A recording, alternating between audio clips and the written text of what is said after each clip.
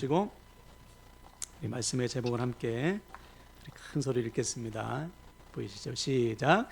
함께 하시는 하나님을 믿으십시오. 아멘. 함께 하시는 하나님을 믿으십시오라는 제목으로 말씀 전하도록 하겠습니다. 우리 앞뒤 잡아보시고 우리 마음을 담아서 우리 축복하며 인사하겠습니다. 사랑합니다. 축복합니다.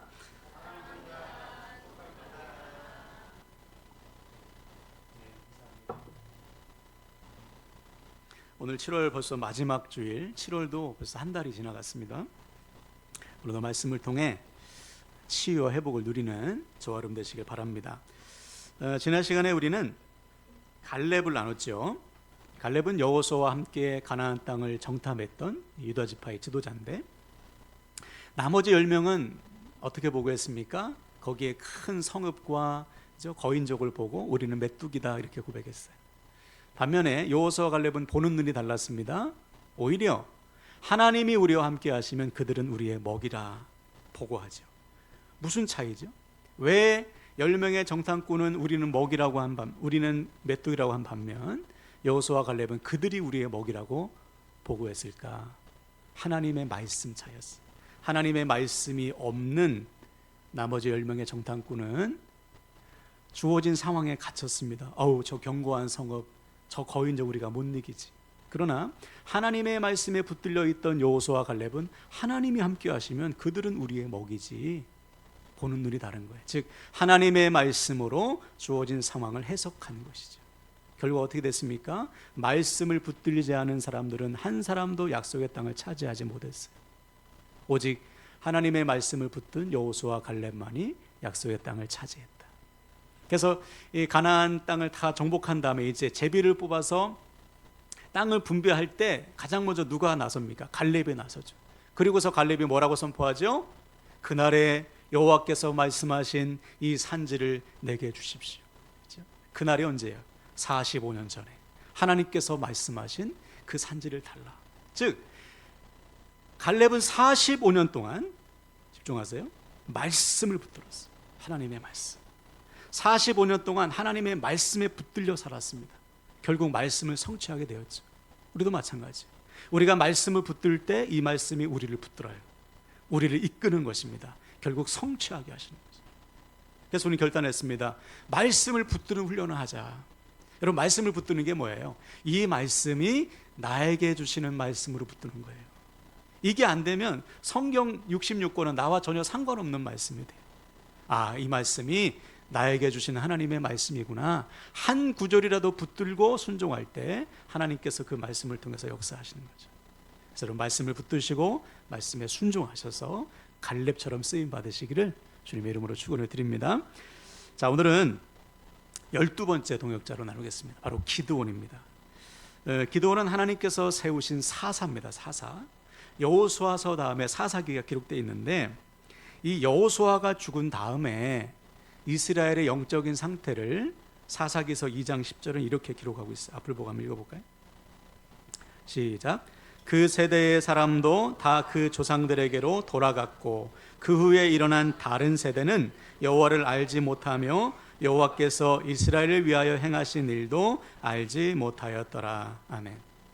여호수아가 죽고 그 다음 세대, 자녀 세대는 어떤 세대가 되었다고요? 하나님을 알지 못하는 다른 세대가 되었다. 쉽게 말해서 신앙의 대가 끊어진 거예요. 믿음의 대가 끊어졌다. 왜 끊어졌을까요? 부모 세대가 자녀 세대에게 신앙을 물려주지 못했기 때문이죠. 여러분, 이것은 남의 이야기가 아닙니다. 우리의 이야기가 될 수 있어요. 우리 자녀들에게 우리가 신앙을 물려주기 위해 생명을 다하지 않으면 우리 자녀도 하나님을 알지 못하는 다른 세대가 될 수 있다는 것입니다. 여러분, 근데 자녀들에게 신앙을 물려주는 거 참 어렵죠. 참 힘든 일입니다.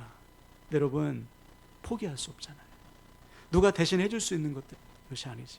시간이 해결해 주지 않습니다. 해야지 다짐만 돼서 되는 게 아니에요. 내가 기도하고 내가 가르치고 내가 본을 보이고 내가 생명을 다할 때 우리 자녀들이 우리를 통해서 살아계신 하나님을 만나고 믿음이 자라게 되는 것입니다. 여러분, 우리 자녀들 중에 한 사람도 하나님을 알지 못하는 다른 세대가 되는 것이 아니고 하나님께 헌신하여 쓰임받는 믿음의 다음 세대로 세워지시기를, 그 일에 생명을 얻으시기를 주님의 이름으로 간절히 축원을 드립니다. 아멘. 자, 그래서 하나님이 세우신 사람이 누구냐? 여호수아 시대 다음에 바로 사사다. 그럼 사사는 어떤 사람들일까요? 히브리어로 쇼페팀이라는 단어인데 이것은 재판관 또는 통치자, 보호자라는 뜻입니다. 즉 하나님을 대신해서 백성들을 다스리고 보호하고 통치하는 사람이 바로 사사다. 쉽게 말해서 하나님을 대신하여 세우신 사람이에요. 대단한 사람들이죠. 우리가 기대할 수 있죠. 아니 도대체 어떤 사람들이길래 하나님을 대신해서 백성들을 다스리시고 통치하고 보호하실까? 완벽한 사람이 아닐까? 우리가 그렇게 기대할 수 있는데, 결론적으로 말씀드리면 사사기에 나오는 수많은 사사 가운데 완벽한 사람은 한 사람도 없어요. 다 흠이 있고 연약하고 부족한 사람들입니다. 그런데 하나님이 그들을 통해서 백성들을 통치하시고 다스리시고 보호하셨다. 그럼 그 비밀이 뭘까요? 어떻게 해서 하나님은 부족하고 연약한 완벽하지 않은 사람들을 통해서 하나님의 일들을 대신하게 하셨을까? 그 비밀을 우리가 오늘 본문에서 확인할 수 있습니다.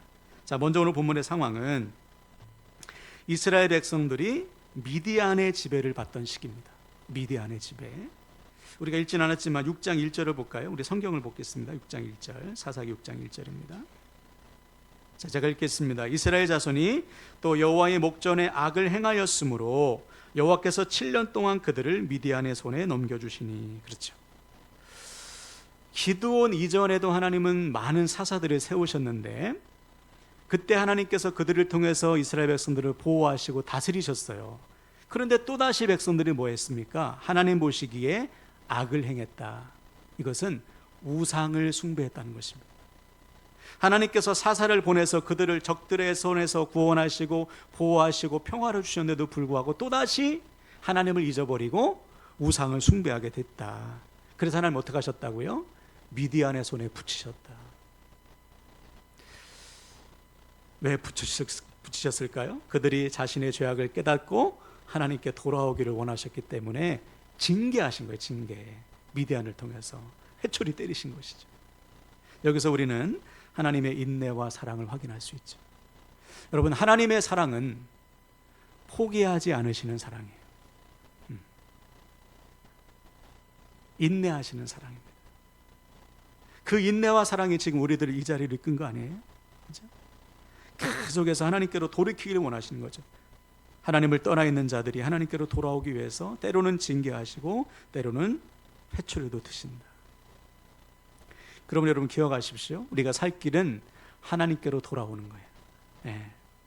내가 하나님의 길에서 떠나 있나? 늘 살펴야 돼. 그래서 속히 하나님께로 돌아오는 것이 우리가 살 길이다. 그때 회복이 시작되거든요.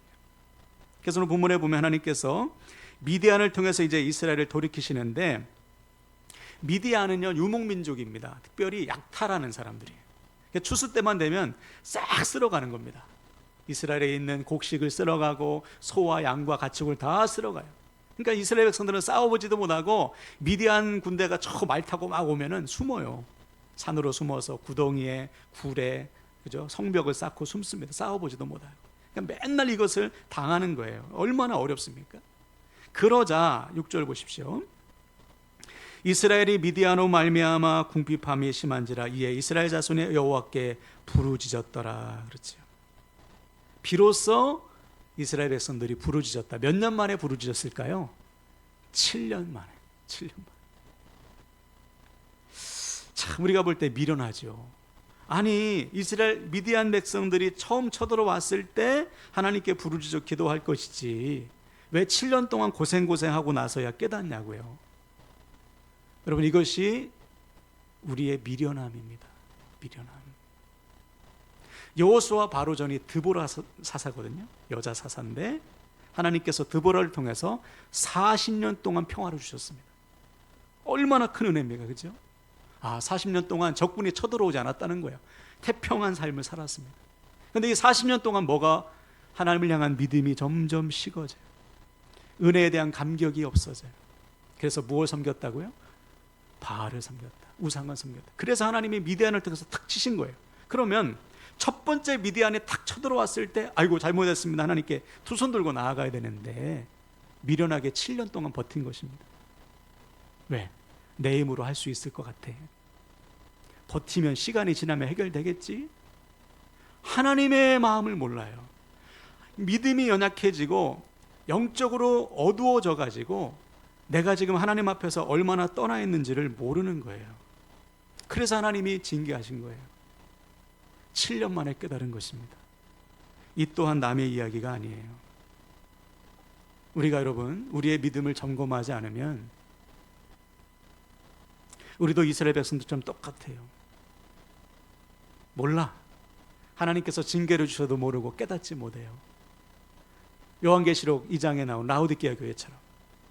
아이고, 나 정도면 괜찮지 뭐. 그렇죠? 헐벗고 굶주리고 비참한 자신의 현실을 몰라요. 영적으로 무너진 현실을. 내가 내 자신을 돌아보지 않으면 그렇게 그냥 미지근하게 신앙생활하다가 잘못하면 끝날 수 있습니다. 제대로 쓰임받지도 못하고. 여러분, 영적으로 깨어 있으셔야 돼요. 오늘 이 밤이, 이 아침이 내 영이 깨어있는 시간이 되어야 됩니다. 말씀으로 지금 깨뜨리고 계시죠. 너 지금 하나님의 길에서 얼마나 벗어나 있니? 너 지금 뜨거운 믿음이야? 너 지금 본이 되는 믿음이니? 너 하나님을 향한 사랑이 식어지진 않았니? 하나님께서 끊임없이 알려주십니다. 여러분, 오늘 말씀을 통해 늘 깨어 믿음으로 점검하시길 바랍니다. 여러분, 내가 무너지면요, 내 주변이 다 무너져요. 내 믿음이 무너지면 내 가정이 무너지고요, 내 자녀들의 믿음이 무너집니다. 믿음의 세대가 무엇을 보고 믿음이 자라겠어요? 정신을 바짝 차려야 되는 것이죠. 오늘부터 여러분, 믿음을 점검하셔서 나와 내 주변을 살리는 믿음들 되시기를 주님의 이름으로 부탁을 드립니다. 아멘. 자, 그래서 이때 하나님이 백성들의 기도에 응답하셔요. 그래서 세우신 사사가 누구냐? 바로 기드온입니다. 기드온. 자, 그럼 기드온은 어떤 사람일까? 어떤 사람이길래 하나님께서 기드온을 통해서 이스라엘 백성들을 보호하실까? 자, 11절을 보십시오. 기드온의 모습입니다. 여호와의 사자가 아비에셀 사람 요아스에게 속한 오브라에 이르러 상수리 나무 아래에 앉으니라. 마침 요아스의 아들 기드온이 미디안 사람에게 알리지 아니하려 하여 밀을 포도주 틀에서 타작하더니. 그렇죠. 우리가 성경에서 만나는 기드온의 모습은 우리의 기대와는 달리 초라하기 그지없습니다. 지금 뭐 하고 있습니까? 미디안이 쳐들어올 것을 두려워해서 타작마당이 아닌 어디에서 밀을 타작하고 있어요? 포도주 틀에서 타작하고 있는 것입니다. 몰래 숨어가지고, 그죠? 겁쟁이의 모습을 보여주고 있어요. 그러니까 우리의 기대와는 전혀 다른. 아니, 어떻게 이런 사람을 통해서 하나님이 하나님의 일을 대신하게 하실까? 연약하고 초라하기 그지없는 기드온의 모습을 우리가 볼 수 있죠. 자, 그런데 이어지는 말씀은 더 놀랍습니다. 12절 보세요. 여호와의 사자가 기드온에게 나타나 이르되 큰 용사여, 여호와께서 너와 함께 계시도다 하매. 기드온을 향해서 하나님의 사자 천사가 뭐라고 말합니까? 큰 용사다. 여러분, 이 말씀에 동의되시나요? 미디안이 두려워가지고 포도주 틀에서 밀을 타작하고 있는 겁쟁이 기드온을 향해 하나님은 뭐라고 선포하십니까? 큰 용사예요. 큰 용사가 아니잖아요, 우리가 볼 때. 그렇죠? 큰 용사라면 대놓고, 그죠? 누구든지 와라 하면서, 그죠? 타작마당에서 보란듯이 밀을 타작해야지. 몰래 숨어가지고 타작하는 사람이 어떻게 큰 용사입니까?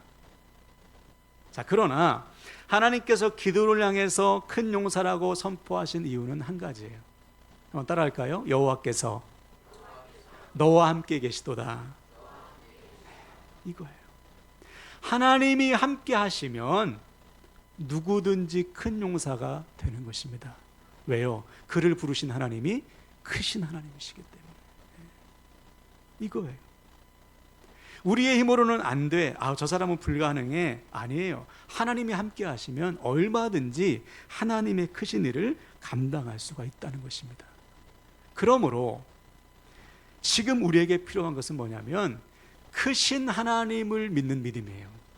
여러분, 그게 큰 믿음이에요. 하나님, 저에게 큰 믿음 주십시오. 큰 믿음은 뭐예요? 크신 하나님을 믿는 믿음입니다. 우리가 복음서에 보면 주님께서 야, 저 사람은 참 큰 믿음이다 칭찬한 사람이 있습니다. 로마의 백부장이에요. 백부장이 주님을 찾아오죠. 주님, 제 하인이 죽을 병에 걸렸습니다. 좀 고쳐주십시오. 그래 가자. 너희 집을 가마. 그때 백부장이 뭐라고 했습니까? 주님을 말리면서 말씀만 하옵소서. 그리하면 제 하인이 나을 것입니다. 그 믿음의 선포를 보고 주님이 깜짝 놀라신 거예요. 이만한 믿음을 본 적이 없어. 여러분, 백부장의 믿음은 주님을 전능하신 하나님으로 보는 믿음이었어요. 말씀만 하시면 나을 거야. 주님 안수해 주세요. 나을 때까지 좀 안수해 주십시오. 이 믿음이 아니고 말씀만 하시면 주님 전능하신 하나님이시니까 제가 나을 것을 믿습니다. 그 믿음을 칭찬하시거든요. 이게 바로 큰 믿음. 우리도 마찬가지예요. 그럼 지금 여러분 스스로에게 한번 질문해 보십시오. 나의 믿음은 크신 하나님을 믿는 믿음인가? 나는 하나님을 크신 하나님으로 믿고 있는가? 이 믿음이 있을 때 우리는 어떤 상황 속에서도 하나님의 말씀에 순종할 수 있어요.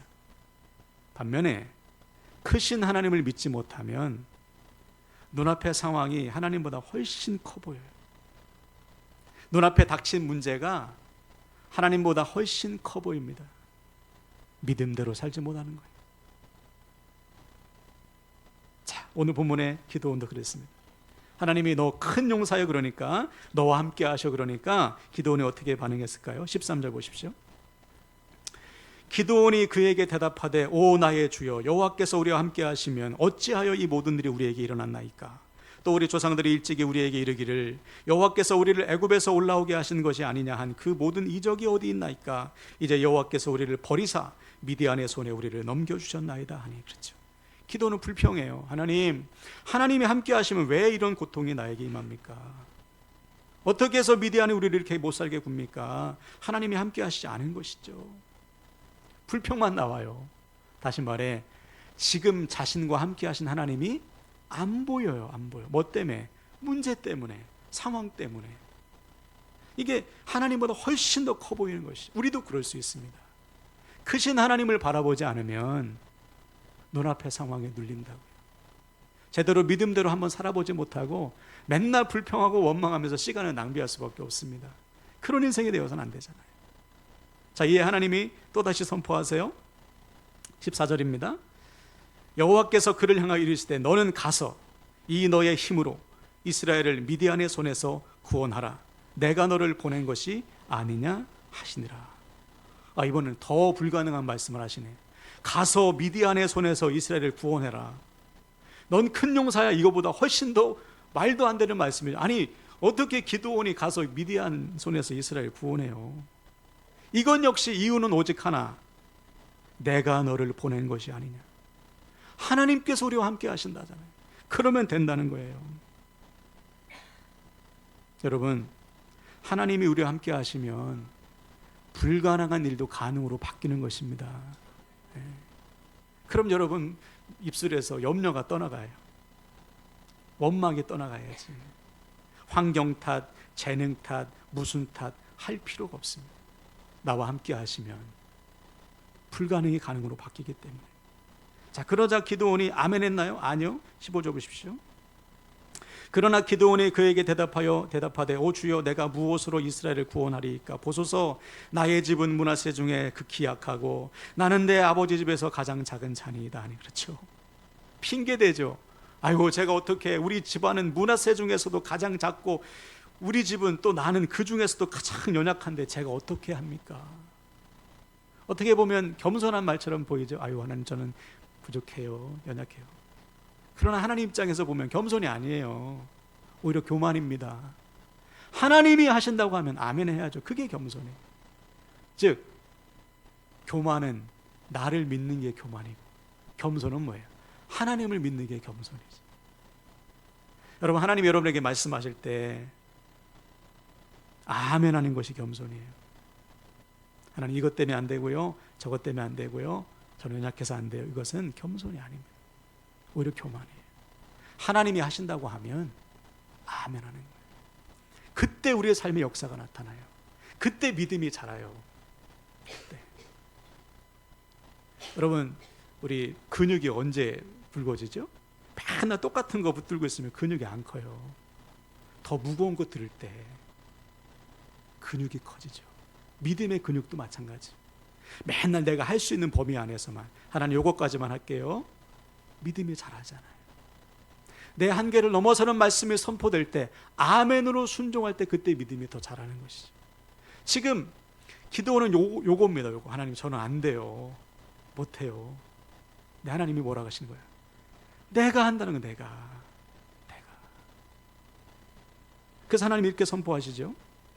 16절, 여호와께서 그에게 이르시되 내가 반드시 너와 함께 하리니 네가 미디안 사람 치기를 한 사람을 치듯 하리라 하시니라. 걱정하지 마라. 내가 너와 함께 할 것이다. 너 네 손으로 미디안을 칠 때 한 사람을 치듯 하게 할 거야. 내가 내 손에 힘을 줄 거야. 능력은 누구에게 있다는 거예요? 하나님께 있다. 그러니 가라, 순종해라. 그러면 내가 너를 통해서 이룰 것이다.